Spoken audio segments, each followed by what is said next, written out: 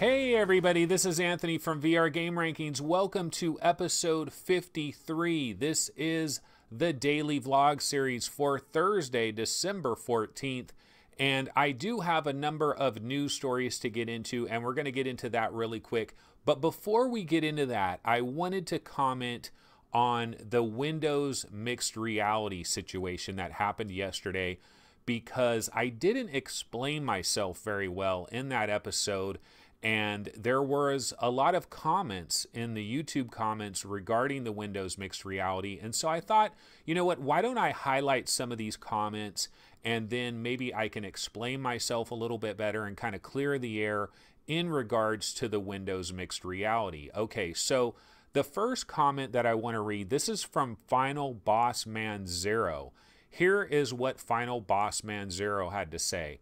Your argument against Windows MR doesn't really hold any weight, considering all games are available on all platforms through some form of software. Some of the Windows headsets are significantly better at a significantly lower price. That's plenty of incentive. Okay, so that was Final Boss Man. I'll comment in just a second. I want to get to the next comment that I got. Okay, so Alan Hoy said, terrible argument. Every Windows mixed reality headset supports Vive and Rift games. Just Vive and Rift can't join Windows yet. Who knows if it will ever happen? Microsoft is at the top of the food chain. They can call those types of shots. Just like Samsung is way bigger than Oculus, so they worked with them, took some ideas, and now will be the only headset next year with the OLED. And I think this is because Samsung owns these displays maybe. But it'd be weird that Samsung hits the market with their headset, then the competition chooses LCD. If anyone knows what the benefits are to LCD, let me know. I do know they are slower, so ghosting can occur. Okay, but basically what he's talking about here, terrible argument. Every Windows mixed reality headset supports Vive and Rift games. Okay, so first things first. I never meant to insinuate that you can't play Steam VR games in a Windows mixed reality headset. I know that. Yeah, you can play Steam VR games in a mixed reality headset. I knew that yesterday. I knew that a week ago. I've known this for quite some time. So I wasn't trying to make that point when I was talking about this yesterday. Now, as far as Rift, honestly, I didn't know. I don't know. Is there like a way for Windows mixed reality players to play Rift games? I guess there is. I didn't know there was. I thought maybe there would be something very similar to Revive, but for mixed reality, which would allow people to get in there and play Rift games. I hadn't really heard about that. I knew about the Steam VR part of it.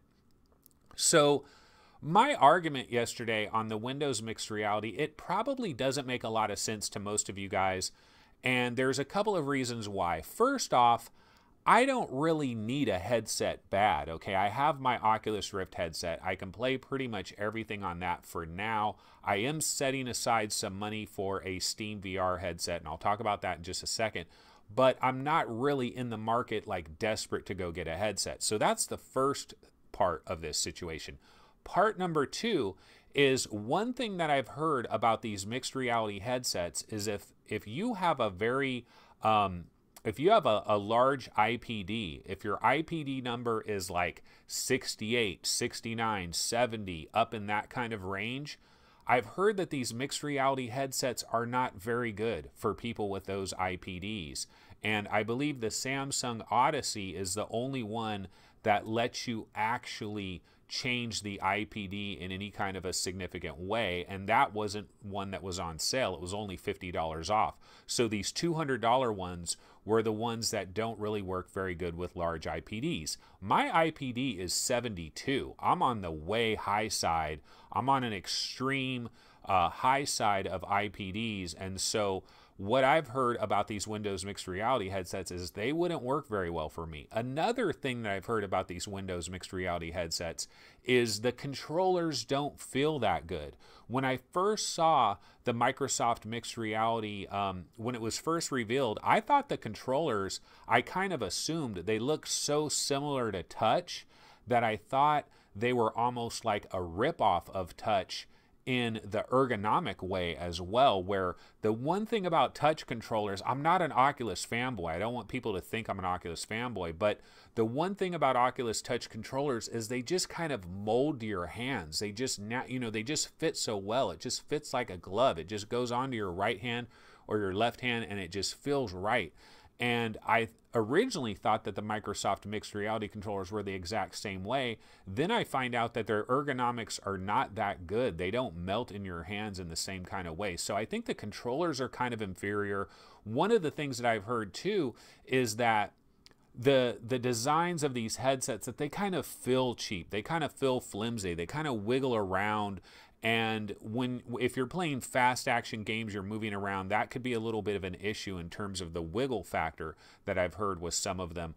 Also, what I've heard is if you want to get your eyeballs close to the lenses and try to have a really good field of view, you actually have to wear the headset in an incorrect fashion to really get that full field of view. And if you wear the headset the way it's designed to be worn, you don't get a really good field of view, and you're kind of back from the lenses a little bit, which that's something that concerned me as well. So basically, I'm not trying to say that these Windows mixed reality headsets are garbage and they're not worth anything. Not at all. In fact, this $200 deal, it really is hard to make a legitimate argument against this $200 deal. Now, I posted in the comments, I said, look, if you can get an Oculus Rift for $350, which you can't right now, I don't think there's a deal going on right now. It's $399, so it's $400, so double the price for an Oculus Rift. But I kind of still recommended the Oculus Rift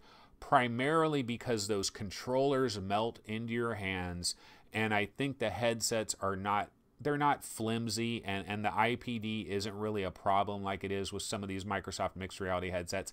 And basically, Steve from VR Roundtable, he got his hands on the Dell mixed reality headset, and he was using that for about a week, and his comments, everything that he said, it was kind of like, nah, this is a pass. You don't want one of these. This is a pass. A lot of little nitpicks, a lot of little issues, and he basically said it was a pass. Not that it's horrible, but that they're not quite ready for prime time. And so that's kind of been my take with them as well. But I didn't mean to insinuate that you couldn't play Steam VR games. You absolutely can.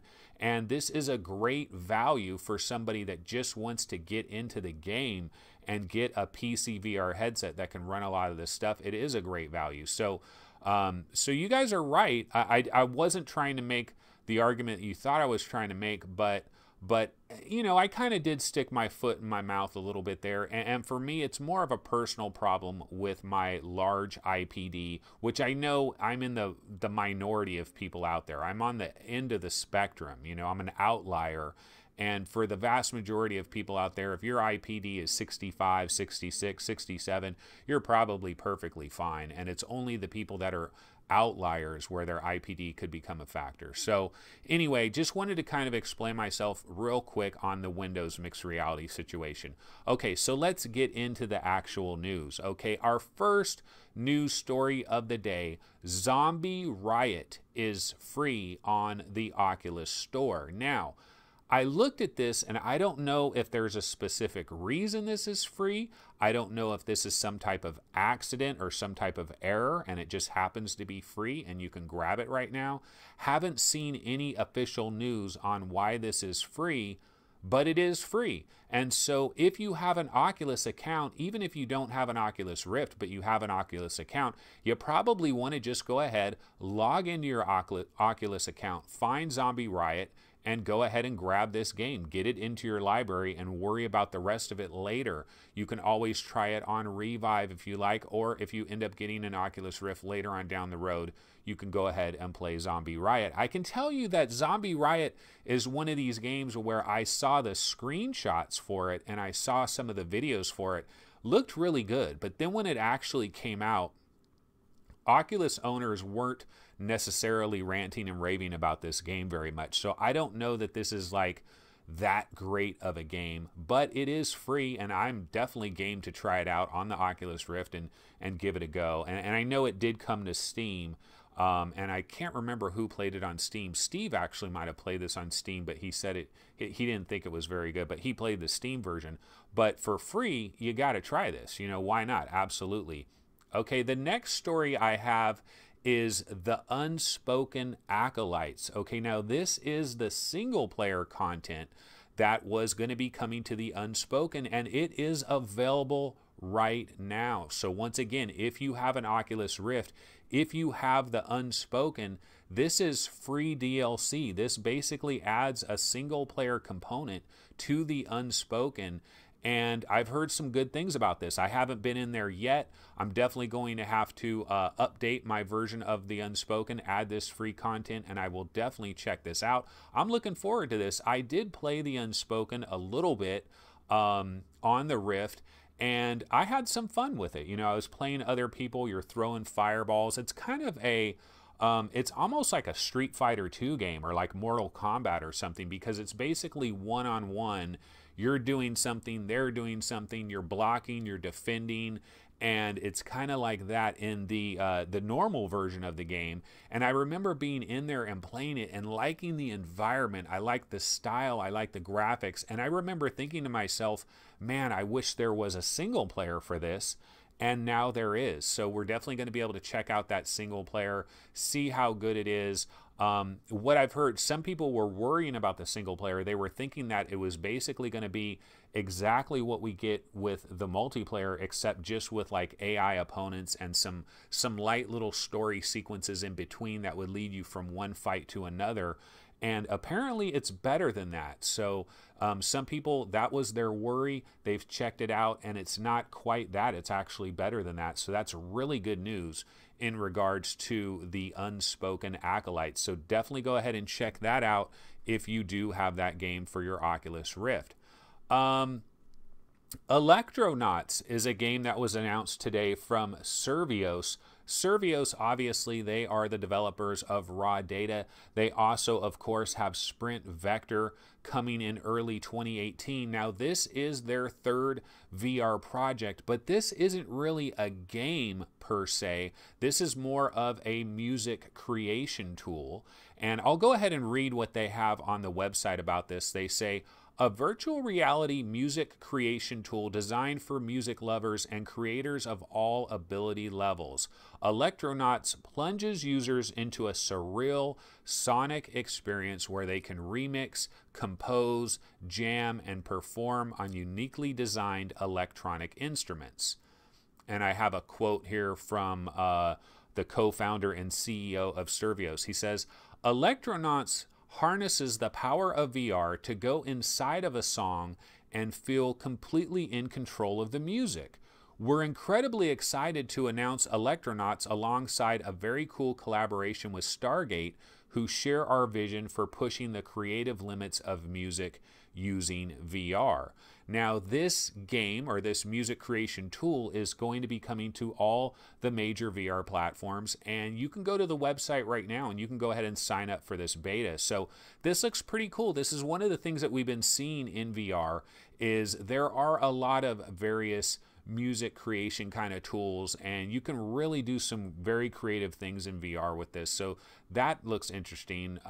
We don't have a video on this. I have seen some screenshots. It does look really cool. It looks incredibly colorful, very vibrant. Kind of reminds me of a little bit of Harmonix Music VR, but probably with a lot more interactivity in terms of how you're creating the music.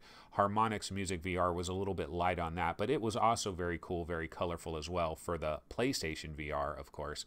And so we do have this new VR project coming from Survios called Electronauts, which is interesting. I always think of Retronauts. I don't know if you guys have ever heard of the podcast Retronauts. I was a big retro gamer, and so Retronauts was one of my favorite retro gaming podcasts. So if you are into retro gaming at all, you might want to check out Retronauts. But I just thought of that with that name, Electronauts. Okay, So here's something that I wasn't able to get to the last couple of days because it was so much Fallout talk, and we had the Windows Mixed Reality major sale that was going on, and so I didn't get to this. But the Last Guardian VR demo for PlayStation VR, this is available in all the major territories. You can download this in the US territory, Europe, Australia, etc., etc. I did get to try this out. Now, this is a relatively short experience. We're talking 15 to 20 minutes or so, but I thought it was very impressive. I thought it was really cool, and honestly, if anything, what it did was this seemed to be the game engine of The Last Guardian in VR, and it seemed to be running very well. So if this is like the real game engine, if this is the real game, I really wish they could spend some additional time, set aside a small team of people that could convert the entire game to VR, because I was very impressed with this experience, and I thought, man, if I could play through the entire game of The Last Guardian in this mode, I would absolutely do it. I have no real interest in the game otherwise, just, kind of a morbid curiosity because the game was just delayed forever.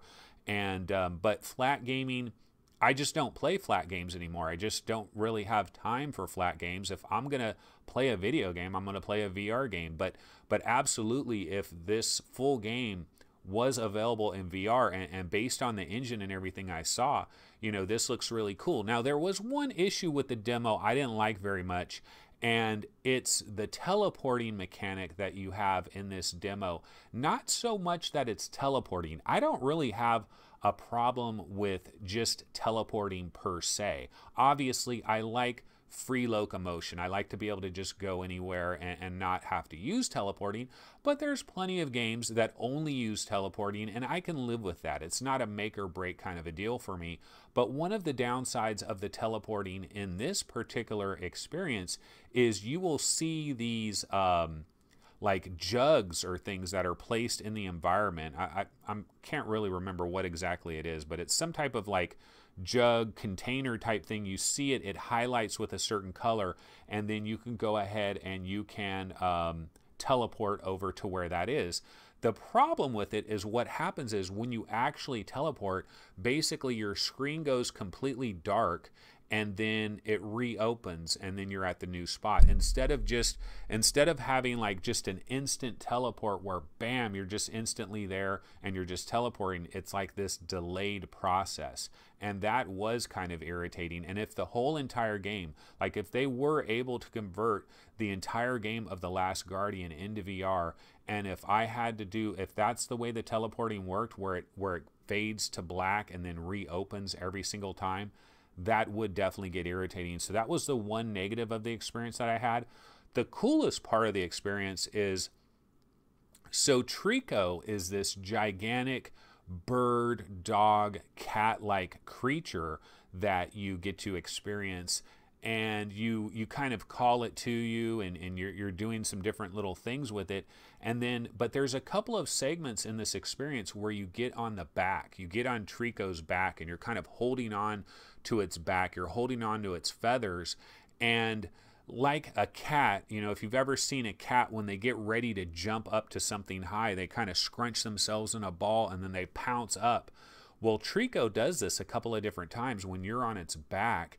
And I was thinking to myself right before it happened, because I could feel that this was going to happen, I was wondering, I wonder if I'll feel any kind of motion sickness, because I have no control of this. I'm just on the back of this thing and it's going to jump. Will it feel weird? And it jumped, didn't feel weird at all. It actually felt really cool. It was kind of exhilarating.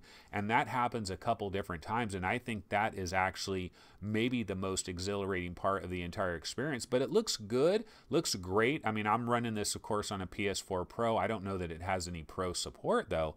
But based on what I've seen, I really think they could redo this entire game in VR. That is, if this is running on the actual normal game engine and this isn't like some specially created little segment, and I'm not positive that that's the case. So anyway, that's the Last Guardian VR demo. If you have a PlayStation VR, absolutely download this. Absolutely check it out. It's worth 15 to 20 minutes of your time. No question about that. Okay, now another PSVR experience that I haven't gotten to yet, Stranger Things. The Stranger Things VR experience is now available. This is also available in all territories on the PlayStation Network. I was able to try this out yesterday. And you know, the interesting thing about this Stranger Things VR thing is that a long time ago, there was a Stranger Things 360 video that was released that you could try on your Vive, or you could try on your Oculus Rift, or basically any headset out at that time. And this is basically that same exact experience with a few minor differences. Now, the few minor differences are the fact that you're actually using two Move controllers, and one of your Move controllers becomes a flashlight. The other Move controller allows you to teleport at a couple of specific moments in the experience, and it also allows you to grab something in a couple of situations during the experience. But it's basically the exact same thing. So I went through it and I was like, I did this like a year ago. Like, I've already done this experience. Although this was just a little bit cooler, just from the standpoint of shining your flashlight around, the sound, the audio was really good. And so I don't want to spoil the whole thing, but there is a little bit of interactivity to it, very minor, only for like brief seconds of time. But if you did that 360 video that was like a year ago or whatever, however long ago it was, this is basically the same thing. So if you're a HTC Vive gamer, if you're an Oculus Rift gamer, you don't have a PlayStation VR, you don't really need to be jealous of anybody with a PlayStation VR, because they're not experiencing anything like super incredible with this Stranger Things VR experience. What I will say on the bright side, though, is this is probably the best way to ever experience this little experience, but it's nothing to write home about. It's basically a 360 video with some minor interactivity that pumps it up a tiny bit.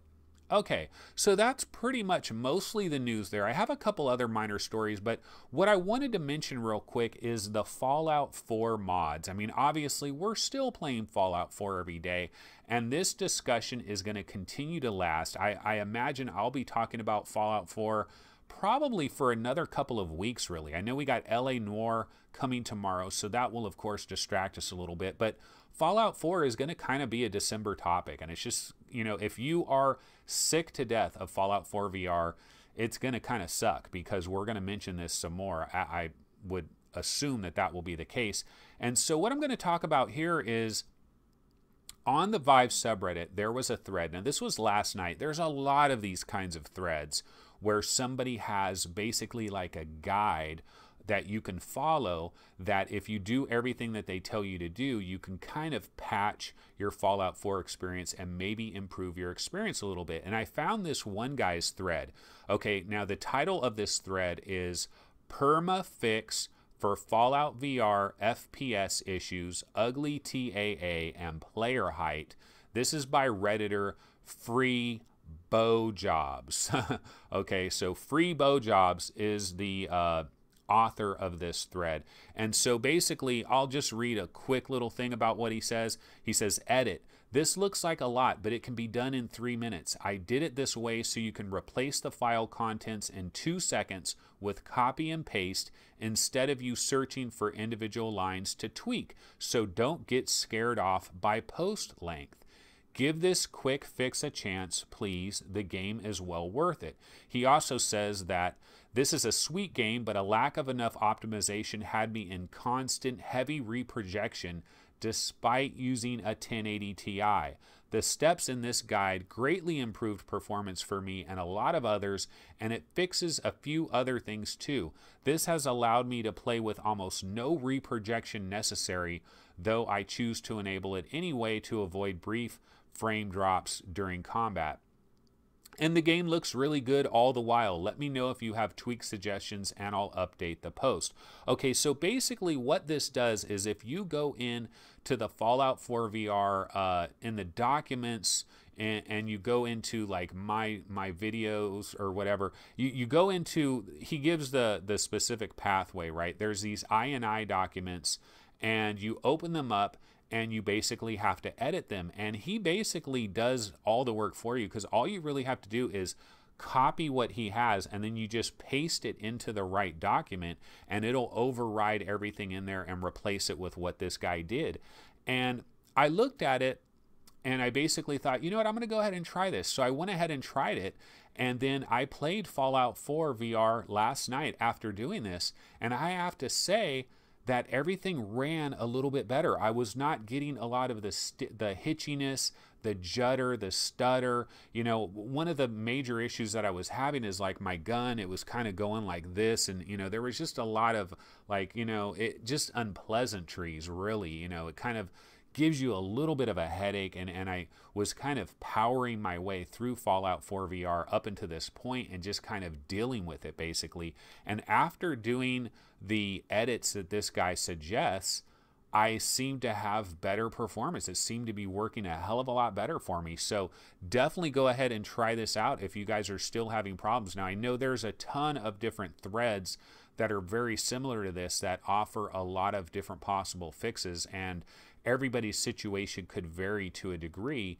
But I mean, I'm on a 970. I tried this and it seemed to work out pretty well. So you guys might want to go ahead and give that a try.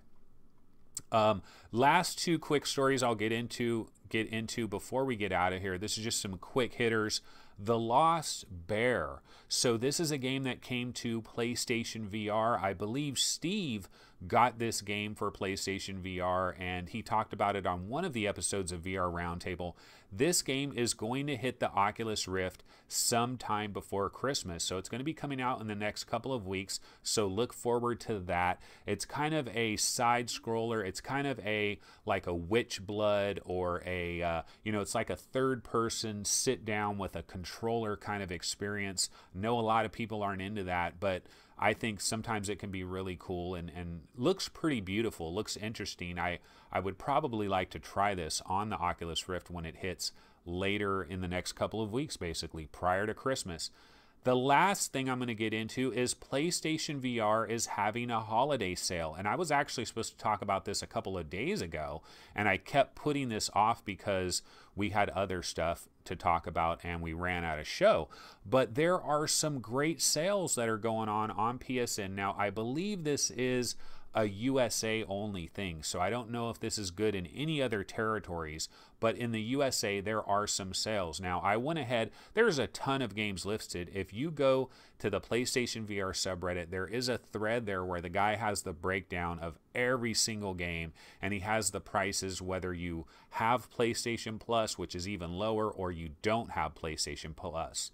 Now all the prices that I'm about to give you are not having PlayStation Plus. So anybody would get these prices, but it's even cheaper if you have PlayStation Plus. Some of these are even like a couple dollars more off. Drive Club VR, $8.99. So you can grab yourself Drive Club VR for $9. I still feel like Drive Club VR is an outstanding game.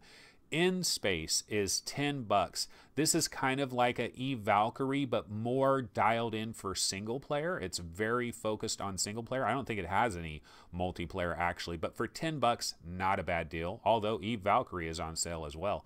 Here They Lie is $9. I've heard a lot of good things. Very atmospheric, kind of a horror title. Very interesting and just atmospheric and has a different kind of a take. Here They Lie looks quite interesting. Mortal Blitz is $12. A lot of people kind of relate this game to like Time Crisis VR. This is kind of like a poor man's version. Like we want Time Crisis in VR, these kind of like arcade laser gun shooters that we used to get back in the 90s, and this could be done in VR, and that's what's kind of been done with Mortal Blitz. It's kind of like a spiritual successor, if you will, to stuff like that game. And so Pinball FX2 VR, that game is $7.50. That's a good deal. PlayStation VR Worlds is only $9. I can't recommend this anymore. PlayStation VR Worlds is one of the best games on PSVR, period. $9, you gotta grab that. Spark is $18, normal price is $29. Now I know on the PC Spark is $19.99, but on PlayStation it's been a little bit more, so now it's down to $17.99. Starblood Arena is $10. That's a pretty good deal. Static, I've raved about Static. Static is easily one of the 5 best puzzle games in VR, and I'm talking about stuff like the Talos Principle VR and Form and the best puzzle games that we have in VR. Static is one of those. $14, really good game by Tarsier Studios. Super Stardust Ultra is $9. That's one that I've kind of been eyeing. The Solus Project is $10, and Wipeout Omega Collection is $20. Now this is the flat version of Wipeout Omega Collection. We're waiting for the VR update that is going to come sometime early in 2018, but if you want to go ahead and grab that right now, this is half off. Its normal price is $40. You can grab this for $20, and then you're ready to go, and when that update comes, you just patch the game and boom, you're in it in VR and you got the game for $20. So that's Wipeout Omega Collection. So some pretty decent sales going on at PSN, and this is the holiday sale. I don't know when these run to. I'm not seeing an expiration date on when all of these expire, so unfortunately I don't have that information, but there are some great deals if you are a new PSVR owner. Some good stuff to pick up, absolutely. Alrighty, folks, that's going to wrap it up. Another episode. This was episode 53. This, of course, is Thursday, December 14th. And guess what, guys? Tomorrow is Friday, and tomorrow is Star Wars. I know a lot of people are going to check out Star Wars tomorrow. I don't have any tickets for it, and I'm sure it's sold out everywhere. I'm going to probably check it out a few days later, but I'm sure it's going to be awesome, and so we're definitely looking forward to that. And, of course, we'll have more VR commentary and VR takes tomorrow. So I'll see everybody tomorrow. Have a wonderful Thursday. See you guys. Take it easy.